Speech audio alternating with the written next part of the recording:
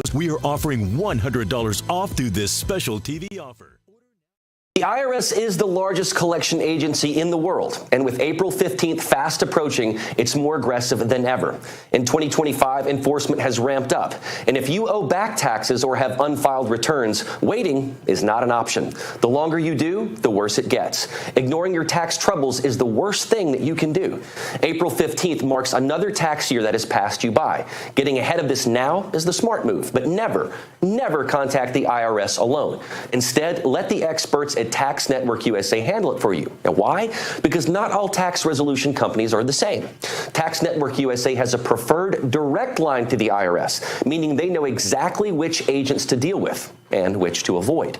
With proven strategies to settle tax problems in your favor, whether you owe $10,000 or $10 million, Tax Network USA's attorneys and negotiators have already resolved over $1 billion in tax debt.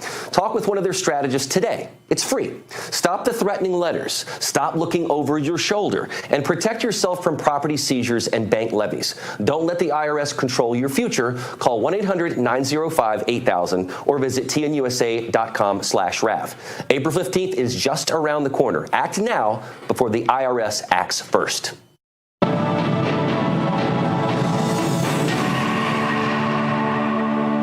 I'm Bo Davidson with your Real America's Voice headlines. Speaking of the continuing resolution, Senate Minority Leader Chuck Schumer has announced that he will vote in favor of the Republican-backed continuing resolution to fund the government. Take a look. I believe it is my job to make the best choice for the country to minimize the harms to the American people. Therefore, I will vote to keep the government open and not shut it down. There is nobody in the world, nobody, who wants to shut the government down more than Donald Trump and more than Elon Musk. Now, this decision comes as the Senate prepares to vote on the 6-month funding bill, which has already passed the House. Schumer's support is crucial, as the bill requires Democratic votes to pass in the Senate. Despite opposition from many Democrats, Schumer emphasized the importance of avoiding a government shutdown, stating that the potential consequences of a shutdown are far worse than the partisan nature of the CR. Schumer's decision has sparked controversy within his party, with some members expressing a sense of betrayal. Schumer remains steadfast in his belief that keeping the government open is the best course of action. President Donald Trump is set to deliver a speech at the Department of Justice today. The president will outline his vision on crime and immigration, addressing the recent firings and dropped cases within the department. President Trump's remarks are also expected to focus on restoring law and order and ending the weaponization of justice. The president's visit to the DOJ is notable, as sitting presidents typically maintain a distance from the department to avoid politicizing it. Protests have erupted at Trump Tower in New York City as demonstrators demanded the release of Mahmoud Khalil, a Columbia University student and pro-Palestinian activist. Khalil was arrested by immigration authorities and is currently being held in Louisiana. The protest, organized by Jewish Voice for Peace, saw hundreds of participants chanting slogans and holding banners in support of Khalil. Police arrested 98 protesters who refused to leave the building. Khalil's supporters argue that his arrest is an attack on free speech and an attempt to criminalize pro-Palestinian activism. President Donald Trump has stated that Khalil's arrest is the first of many to come, as his administration targets foreign-born activists involved in campus protests. The United States has cleared out the last migrants being held at its naval base in Guantanamo Bay, Cuba. The move comes as part of the Trump administration's efforts to ramp up enforcement operations and deportation of illegal aliens. According to U.S. defense officials, 40 detainees, including 23 high-threat illegal aliens, were flown to Louisiana to await deportation. The Department of Homeland Security has been spearheading these efforts under President Donald Trump's directive to use Guantanamo Bay as a temporary staging facility for the worst criminal illegal aliens. The decision has sparked controversy and legal challenges from immigration rights groups, who argue that the use of Guantanamo Bay for migrant detention is inhumane. And the United States Postal Service has signed an agreement with Elon Musk's Doge team to help address its financial struggles. Postmaster General Louis DeJoy announced that the USPS plans to cut 10,000 workers through a voluntary early retirement program.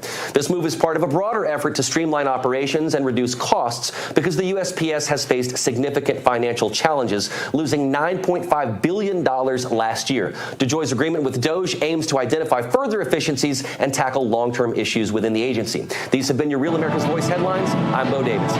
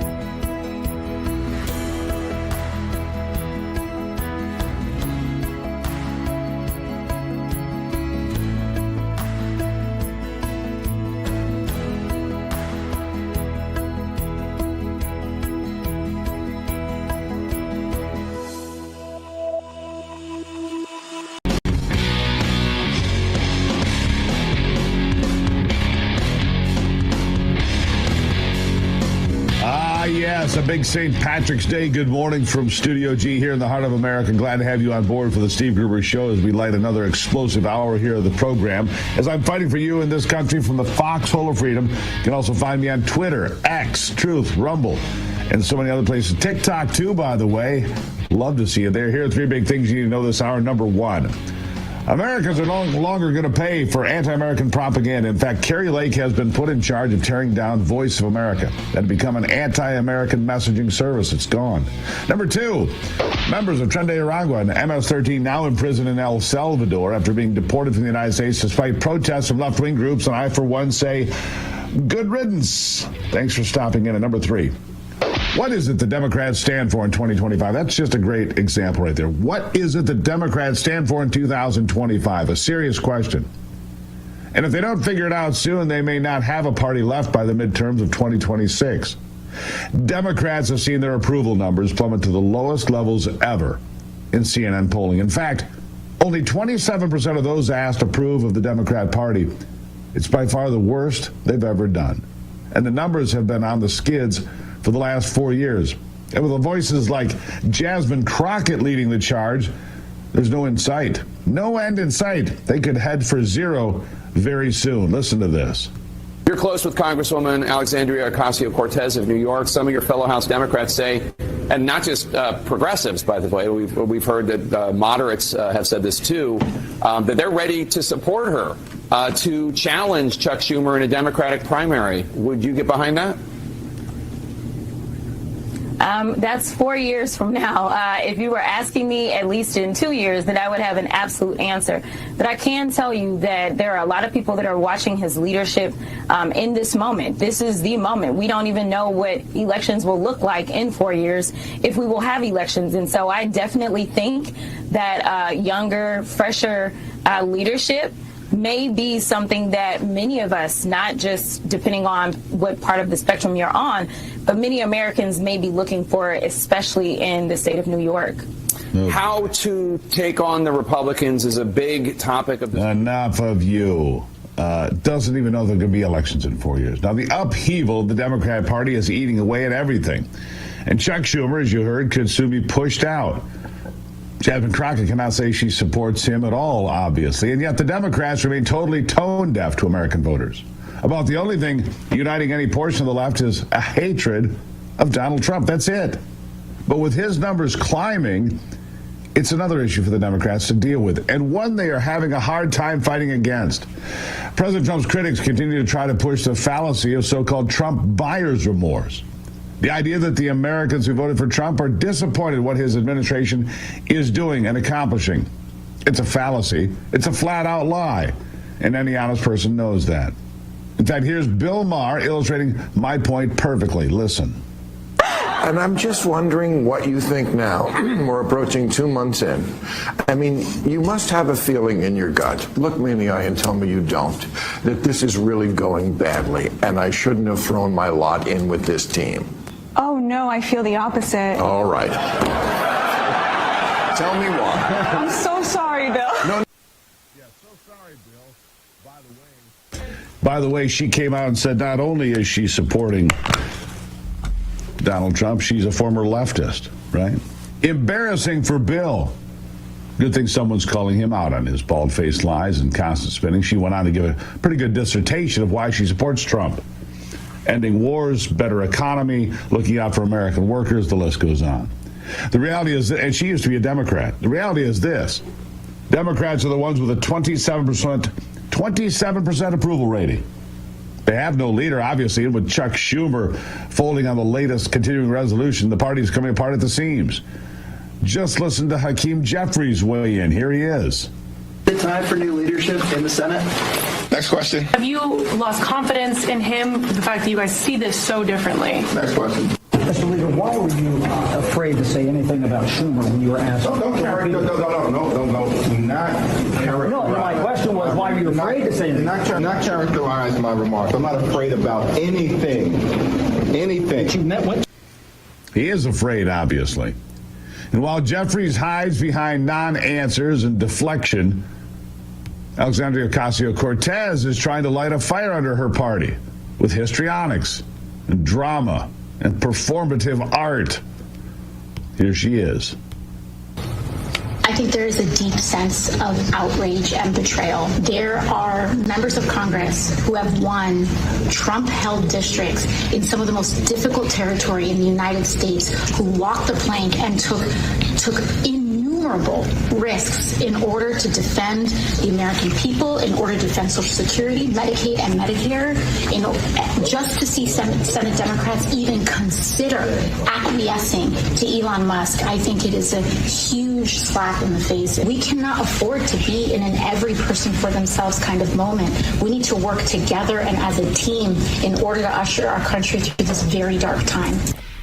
Well, the Democrat Party is scrambling to find unity and to distract Americans from their dysfunction by pretending President Trump isn't winning on all fronts, which he appears to be doing exactly that. Republican Congresswoman Lisa McClain of Michigan put CNN on blast for exactly that. Listen to this. All you need to do is turn on the TV. Look at your show. It's nothing but fear-mongering. That's all the Democrats do. What's inflation doing? What's inflation, up or down? Oh, it's down. What's the prices of eggs? Oh, they're down. What's the prices of mortgage? Oh, it's down, right? But we don't cover the positive things. We only cover the negative things to get everyone worked up. And to get everyone worked up. Let's take a look at other wins under President Trump lately, shall we? I mean, the list is long. The border is becoming more and more secure by the minute. In fact, it is the most secure it's ever been, ever, since they've kept records. Got-away numbers down to almost nothing as well, and deportation numbers are up. I'm sure you saw the flights to El Salvador. And Homeland Security is rolling out this genius idea. Listen to this from J.D. Vance. Self-deportation. I think Kristi Noem deserves a lot of credit for this and Tom Homan, because that CBP-1 app, do you remember that? It actually facilitated illegal entry under the Biden administration.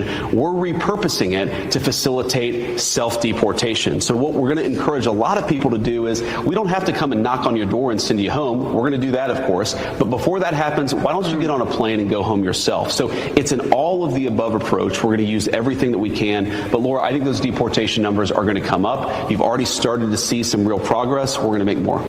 Yep, real progress. We're going to see more. Americans turned out in November in large part because of the border. It's one of the driving issues of the day. They're getting exactly what they voted for. They don't have buyer's remorse because they see gangbangers ending up on planes and getting shipped to El Salvador. The border crisis was so bad that even the mainstream media had to start focusing on it, and now some of those pundits are actually starting to see the light. We're going to get to that after the break, but I want to tell you this. As I look at some of the figures on inflation they mentioned, I just pulled up gas prices from AAA today.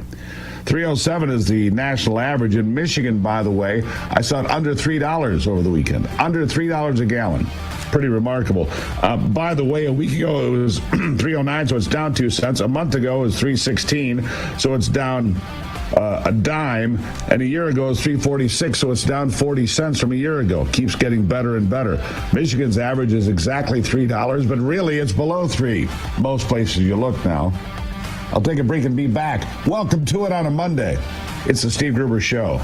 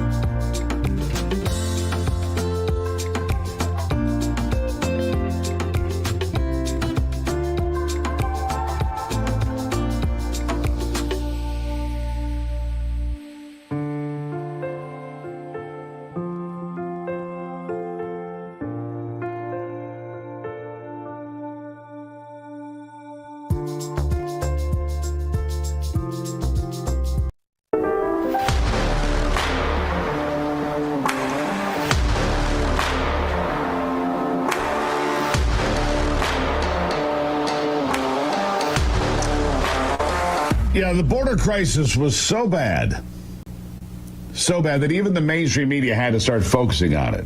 And now some of those folks, those pundits, are actually starting to see the light. Here's Tom Homan practically red-pilling Stephen A. Smith all by himself. Listen to this.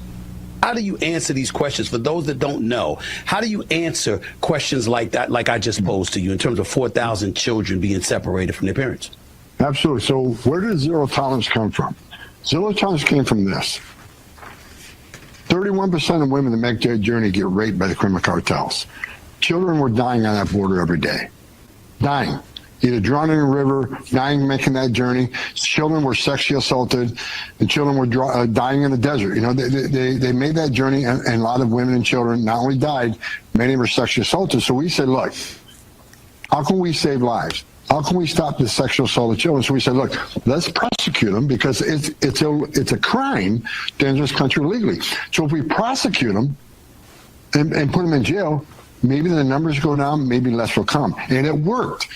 Zero tolerance, the numbers of families putting themselves in harm's way, putting themselves in the hands of criminal cartels dropped significantly. It's an unfortunate and saddest part of law enforcement. Families get separated when the parents get arrested. So we do let the families 1,000 times a day in this country with Americans, but they want a different set of rules for illegal aliens. Once they did. That's an incredibly compelling answer that you just gave. I can't refute it. No one should, as far as I'm concerned, sir. Yeah. No one should refute it as far as he's concerned, Stephen A. Smith. Amazing. Trump obviously knew what he was doing when he was tapping Tom Homan as the border czar.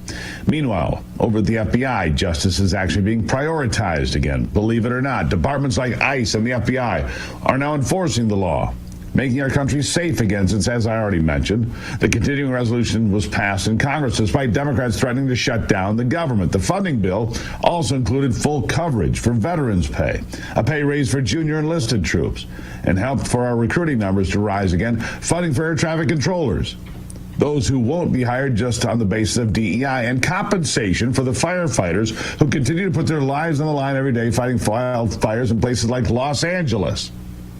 Unlike President Biden, I should say, President Trump continues to provide help in the face of natural disasters, even in areas that won't vote for him. Not now, not ever. And unlike the previous administration, Trump continues to make the United States an intimidating force to be reckoned with.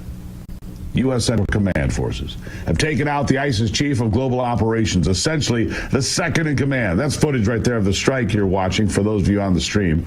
And true to nature, President Trump called it for what it was. Listen to this. A brutal killer, one who has caused so much hardship and death, has violently been eliminated. He will never again harm another innocent man, woman, or child. He died like a dog.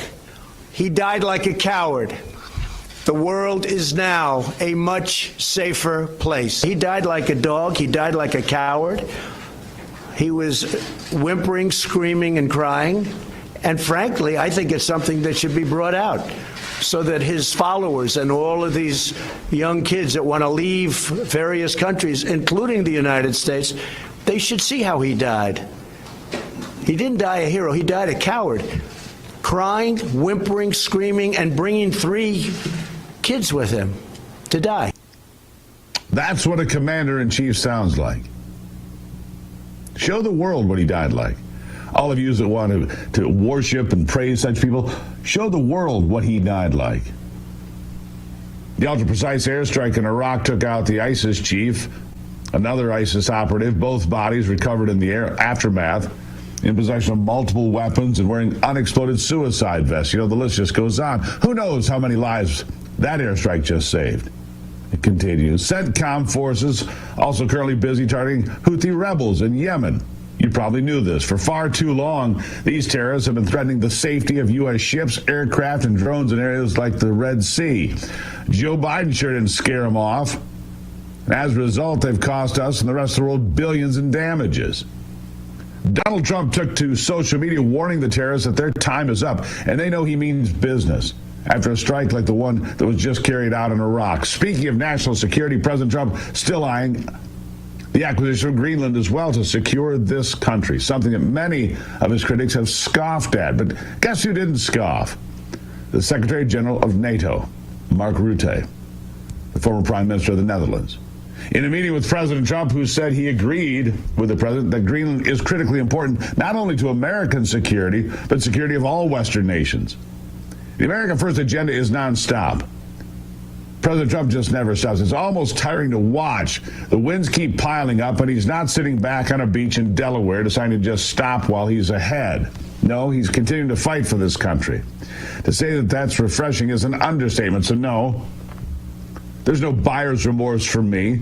There's no buyer's remorse for millions of other Trump voters who knew exactly what they were voting for. And this is exactly what has shown up. A president, a leader, an American first leader. The Democrats and the media can continue to try to spin and spin until they're dizzy in the head, trying to distract you from their own dysfunction. But me, I'm going to continue to trust President Trump and his America First agenda that's working quite clearly for all of us. Quite clearly for all of us. This part of the program brought to you by 1775 Coffee. Look, people ask me, Gruber, what do you drink every day? 1775 Coffee. It's got the spirit of Lexington and Concord. You see, some coffee is weak. I can't afford that in the morning. Some coffee is corporate nonsense. I don't care about that. There's 1775 Coffee. Bold, high quality, built for those who refuse to compromise, hand-picked in high-altitude Bolivian forests. Single origin beans, roasted to perfection. No toxins, no shortcuts. It's just damn good coffee. And if you want to feel this way, well, go over to 1775coffee.com. Use the code Gruber. You'll save 10% and start your morning just like I do, fired up with great coffee that stands for something.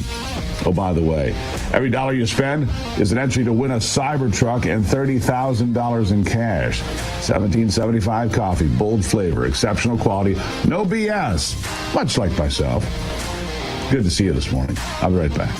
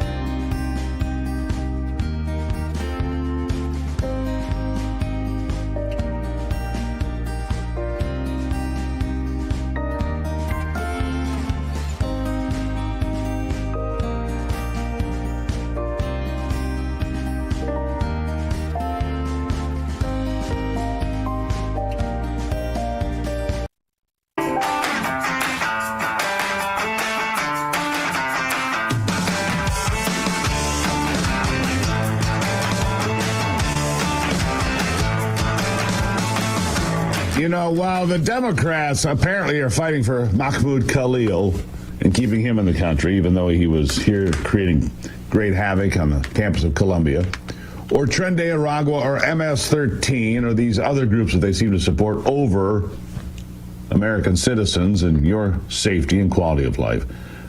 While they do that, the SpaceX crew has arrived at the International Space Station. I mean, this is remarkable. Here's Elon Musk's company. Was this the Dragon that went up? The SpaceX Dragon spacecraft, that's right. Carrying NASA astronauts, Ann McClain as a commander, Nicole Ayers as the pilot, along with mission specialists, Takuya Onishi and Kirill Peskov. Those are the four that went up. The National Space Station crew welcoming them on board after docking, and then they will be sending home the two that have been stranded up there for quite some time, right? So they're headed home. Haig and Gormanoff. Williams and Wilmore have been in orbit since June. They'd probably like to come home and see their family now. So hats off to SpaceX. If you can't support this incredible accomplishment, I just got to say, what's wrong with you? It's not something that's wrong with these other folks. It's what's wrong with you. Come on, folks. That's a remarkable achievement. Hats off to Elon Musk for being so incredible. Your health, your most important asset. At the Wellness Company, they're here to help you protect it. From daily essential supplements to specialized immune boost formulas, doctor-developed products that are designed to help you feel your best naturally. Not just about supplements. As a member, you'll have virtual access 24/7, virtual care, exclusive discounts, personalized wellness plans tailored to your needs, and so much more. Go to twc.health/Gruber. You can do that today. Explore the wide range of wellness solutions. twc.health/Gruber. Use the promo code Gruber. You'll save 10% at the Wellness Company. Healthcare that works for you. We use it every day here. Every day. I don't endorse products unless I'm personally familiar or use them directly. That's a fact, my friends. I'll take a break and be right back.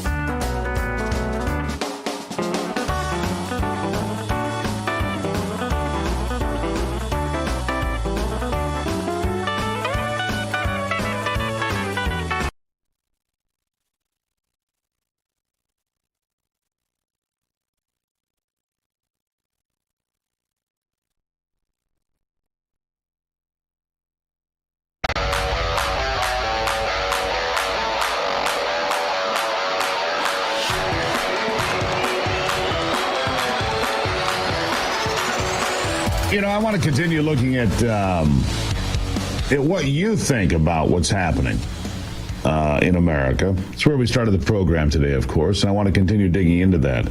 I just looked at gas prices. I'm going to go there again because that's one big indicator. When I drove by the gas station on Saturday, over the weekend. I looked up, and gas was $2.99. I thought, well, that's the first time I've seen gas below $3 in a while. Well, that apparently is the trend right now. Gas is down 40 cents from a year ago, a dime from a month ago, and a couple cents from yesterday across the country. People, the best gas prices, Texas, $2.65. Of course, Louisiana, Arkansas, $2.70. Oklahoma, $2.66. You know, gas is cheap in some places, $2.72 in the Carolinas, $2.67 in Kentucky. Other states like Illinois, where they just tax the hell out of you, $3.24 there, $3.21 in Pennsylvania. Other states doing pretty well. The Dakotas, Minnesota, all doing pretty well. The worst gas price, of course, are always in California, and they're only $4.65 only. But for California, when we saw it $7, $8, $9 a gallon at times, $4.65 seems pretty reasonable overall. So there you have it. Gas is doing well. Inflation, 2.8%, right? 2.8%, which is a hell of a lot better than they told it was going to be. They said it was going to be terrible. And so people are like, well, the stock market's doing badly. Well, not really. There's been some corrections, but the stock market's at 41,488. It was up 674 points on Friday. The NASDAQ was up 451. S&P 500 plus 117. You know, the world is so the S&P was up over 2%. The NASDAQ up 2.6%. The Dow up 1.65%. Everybody was back up. So, you know, you bounced around a little bit. Some people took some money, there's some profit change, whatever. Do you have buyer's remorse? I don't. I think that what you have here is a correction happening in real time of the alignment of the political parties. People like the way things are going. It's getting stronger. So says not just me. CNN said it. So does NBC. Listen to this. First of all, the mood of the country. This really jumped out. We asked folks, is it on the right direction or the wrong direction? That 44%, you say right direction, that's up since November. And if that doesn't seem like a lot, the last time it cracked 40%, you got to go back to 2012. The last time it actually hit 44 or higher, January of 2004. So a lot of this is Republicans, but independents, that number is also up since the election on the direction of the country. Best number in 21 years. The best number in 21 years. So Democrats can kick and scream and say Trump is awful, and we love Tren de Aragua, and we love gangbangers, and we love human trafficking, but America doesn't. America doesn't love those things at all. We've rejected it. And they say, there was no Trump mandate.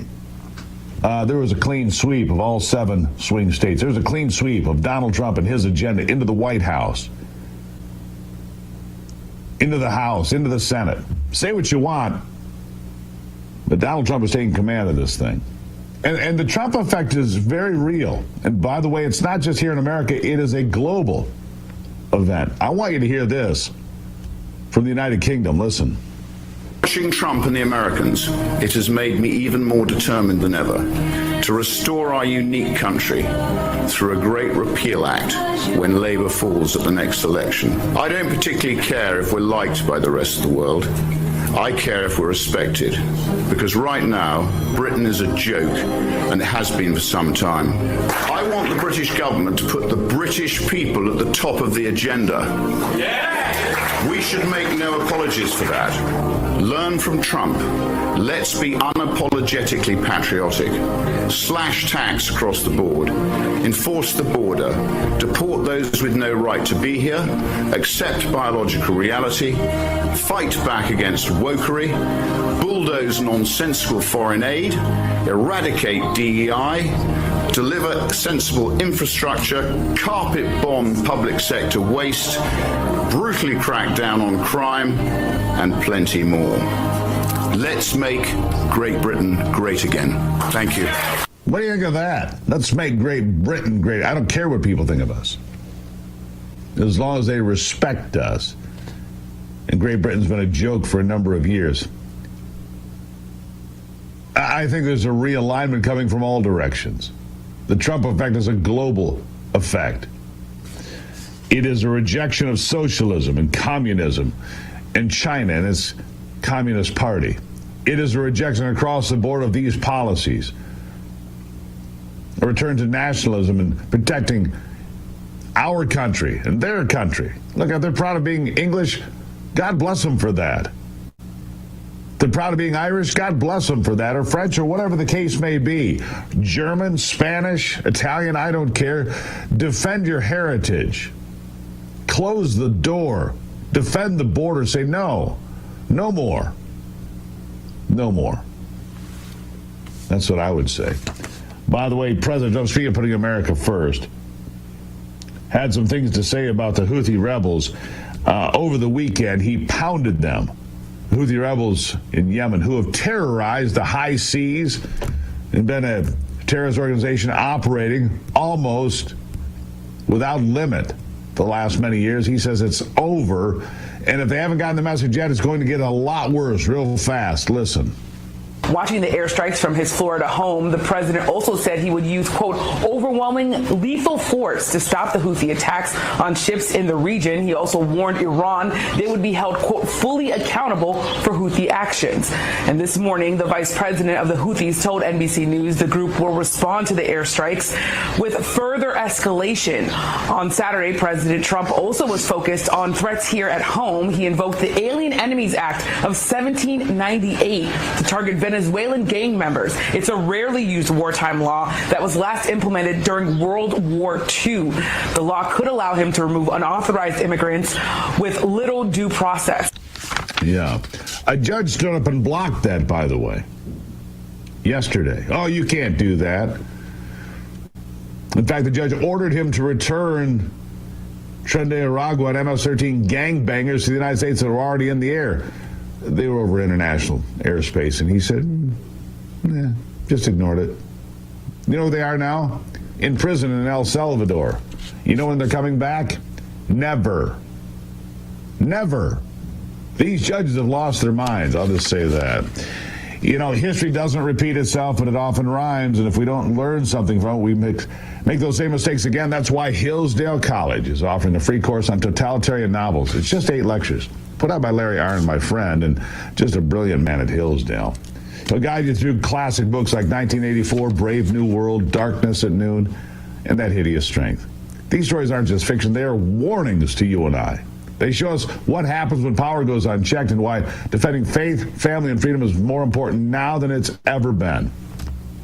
Man, get started. This is free. This is how you spend your spare time. Don't look at your device too long. Take time to learn something. Go to gruberforhillsdale.com. You can enroll. It's free. There are 40 different courses, including this one. gruberforhillsdale.com. gruberforhillsdale.com. Make something important today. Make your mind bigger. Understand what we talk about here every day. gruberforhillsdale.com. You should be doing this. All right, I'll take a break. When we come back, we're going into the world of gold and silver. What are the prices? We'll talk about it when we come back.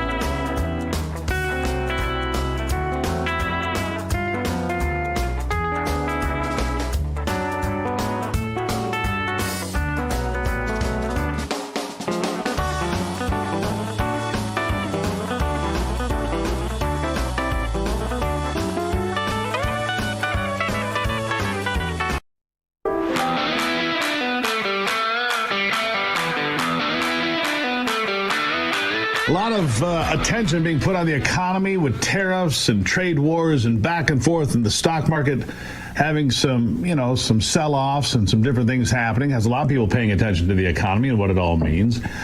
Gold and silver, they've been doing really well. Strong numbers for gold and silver since the beginning of the year, but how far are they going to go? Gold seems to be stopped at about $2,900. Tom Colson joining me now. He's the owner of Liberty Coin Service. They're available at libertycoinservice.com. You can find them anywhere online, anywhere in America. All right, Tom, so welcome back to it. Let's talk about this. Just kind of hit this point. Can't quite break 3,000 gold. Are we here for a bit? What do you think? What's happening? Yeah, we're stalled out a little bit here, and that's not unusual. We saw pretty much the same thing when gold was camping out just below 2,000, so it might take a little bit of time. I think it's inevitable. I don't expect it not to hit 3,000, but it might run up several times before it does that. All right, so there was some nervousness on the stock market. You saw that, some sell-offs, $4 trillion in sell-offs at one point. Because of concerns over tariffs. Where do tariffs play into gold? Where does any of this currency stuff play into gold for an average person like me watching gold and silver prices, commodity prices like that? Where does it get affected by this? I think gold is a stable metal. It's something that people use as a flight to safety.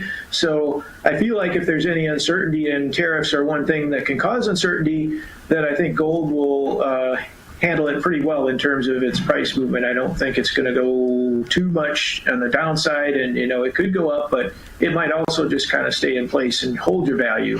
Now, silver is a little bit more interesting because that is more of an industrial metal, and that can have effects. If we have tariffs and maybe that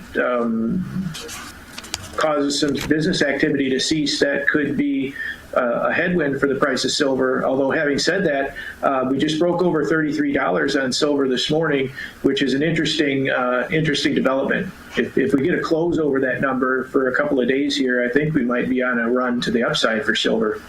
So how big of a run do you think?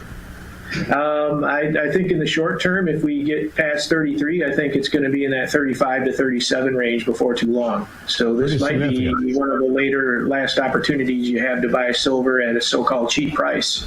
Yeah, pretty significant move then. No question about that. We always tell you that when Tom's on, Tom is an expert when it comes not just to coins and gold and silver, but to collectibles in general. So if you've got something in your possession, could be a comic book, could be tickets to an old Beatles concert, whatever it might be. He's probably seen it, he knows about it, and he can talk about it. So we encourage you, send your submissions, coins@stevegruber.com, coins@stevegruber.com. Gary took my advice. He did that. He sent in a beautiful coin, and I want to pull that up for you. There it is, Tom. She's looking down. That's all right, 1849, I think it says. What am I looking at?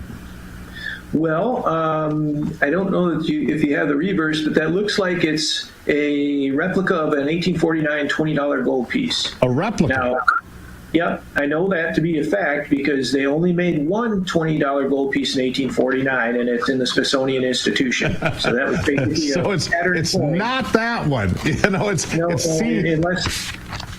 Unless that's coming from the Smithsonian and under glass, then that's not the coin. So Gary does not work at the Smithsonian, but Gary C. I'm going to make the wild guess, and it is a $20 gold piece.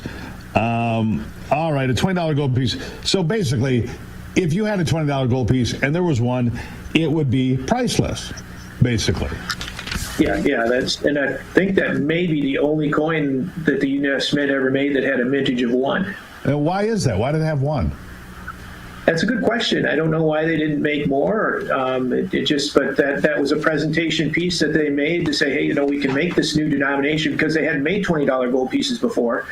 So it was a new thing, and it was just a test, I guess. That's pretty remarkable. Anyhow, if this was gold, and was minted in, say, 1850 or after, if they started making this coin, I assume they did, what's the gold weight worth?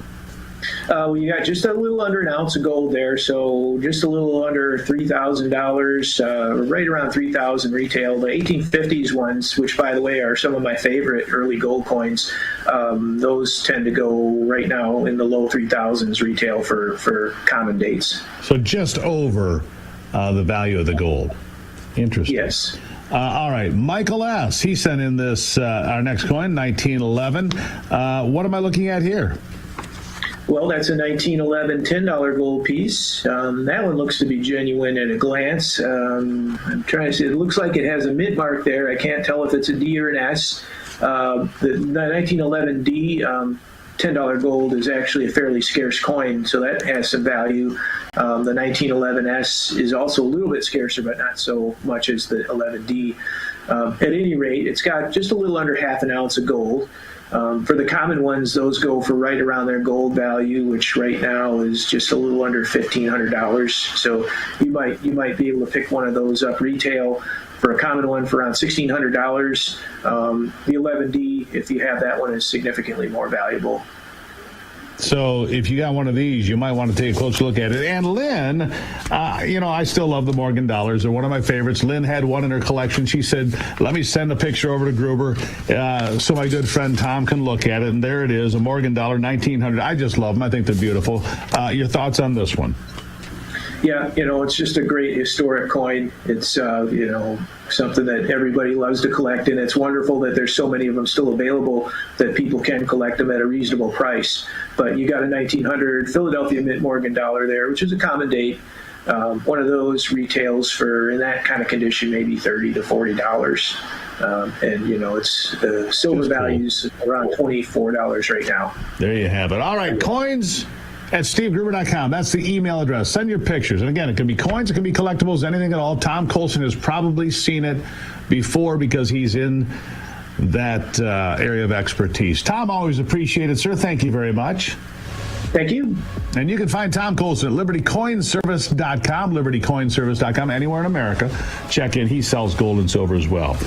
We'll be right back. This is The Steve Gruber Show.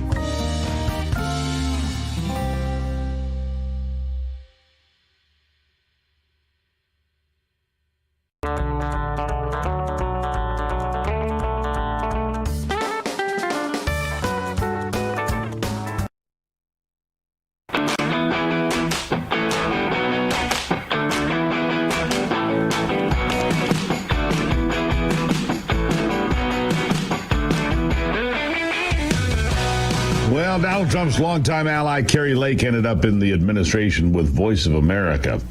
And I thought, well, that's an interesting move. But now Voice of America is being dismantled in large part. He ordered the dismantling of the news agency because it's basically state-funded media that is, well, it attacks America. Anti-American messaging all over the world. Voice of America has been out of step with America for years. Trump signing an executive order on Friday that commands the dismantling of 7 government offices, including the United States Agency for Global Media. That's the parent company of VOA.